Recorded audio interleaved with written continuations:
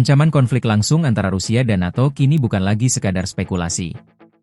Sebuah asesmen terbaru dari lembaga pemikir terkemuka Amerika Serikat, Institute for the Study of War, ISW, memperingatkan bahwa Rusia telah memulai persiapan perang melawan negara-negara aliansi NATO.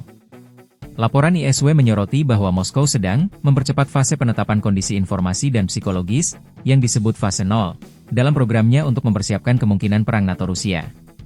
Pemicu terbaru dari asesmen ini adalah tuduhan liar dari intelijen militer Rusia, SVR, yang mengklaim bahwa Inggris merencanakan operasi sabotase kapal di pelabuhan Eropa untuk kemudian menyalahkan Cina.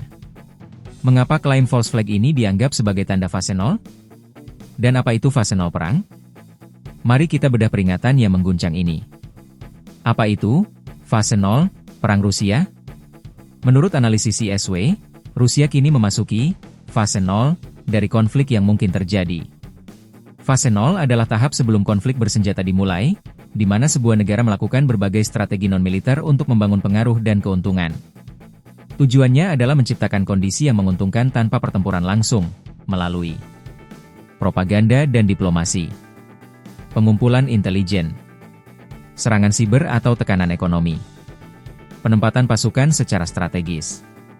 ISW menilai, dengan tuduhan false flag Inggris dan serangkaian serangan drone ke wilayah udara NATO, Rusia sedang memperkuat narasi bahwa invasi Ukraina adalah perang antara Moskow dan NATO, sehingga membenarkan agresi Rusia di masa depan. Tuduhan false flag, target utama fase 0. Tuduhan SVR ke Inggris adalah contoh klasik dari upaya Rusia dalam menciptakan kondisi informasi dan psikologis di fase 0. SVR menuduh London berencana merekrut sekelompok orang Rusia pro-Ukraina yang berjuang untuk Ukraina. Misi sabotase. Kelompok ini ditugaskan untuk menyerang kapal Angkatan Laut Ukraina atau kapal sipil asing di pelabuhan Eropa. Taktik false flag, para penyabot akan dilengkapi dengan peralatan bawah air buatan Cina.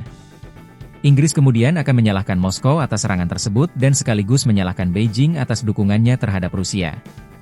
ISW menafsirkan tuduhan SVR, yang dibuat tanpa bukti, sebagai taktik false flag yang terpadu, mirip dengan yang pernah menargetkan Polandia, Moldova, dan Serbia. Menciptakan ketakutan, tujuannya adalah untuk menciptakan ketakutan di Eropa dan memecah tekad NATO, sehingga Moskow dapat mencari konsesi dalam perangnya melawan Ukraina.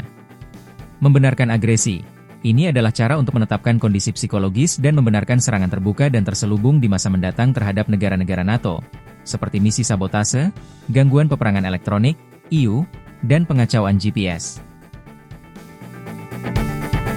Ancaman hibrida di perbatasan NATO. Ancaman Rusia bukan hanya bersifat informasi, tetapi juga fisik. NATO menuding Rusia telah melancarkan serangan hibrida yang bertujuan menguji respons aliansi dan memperingatkan Barat. Insiden drone. Serangkaian insiden drone yang memasuki wilayah udara NATO baru-baru ini, termasuk di atas Bandara Internasional Gardermoen di Oslo, Norwegia, menjadi sinyal ancaman nyata. Respons NATO. Insiden ini telah mendorong anggota NATO untuk mengusulkan pembangunan dinding pesawat tak berawak untuk melawan ancaman dari Moskow. Persiapan jangka panjang Rusia. NATO juga mencatat rencana jangka panjang Moskow, seperti restrukturisasi distrik militer di perbatasan baratnya dan pembangunan pangkalan militer baru di perbatasan dengan Finlandia, sebagai bukti niat agresif Rusia di luar Ukraina. ISW menyimpulkan bahwa meskipun belum ada garis waktu yang pasti untuk konflik bersenjata, Rusia tengah mempercepat persiapan psikologis dan informasi. Melihat pola tuduhan false flag dan serangan hibrida yang semakin gencar, seberapa cepat NATO harus beralih dari fase pengawasan ke fase pertahanan aktif untuk menghadapi fase 0 Rusia? Sampaikan analisis Anda di kolom komentar.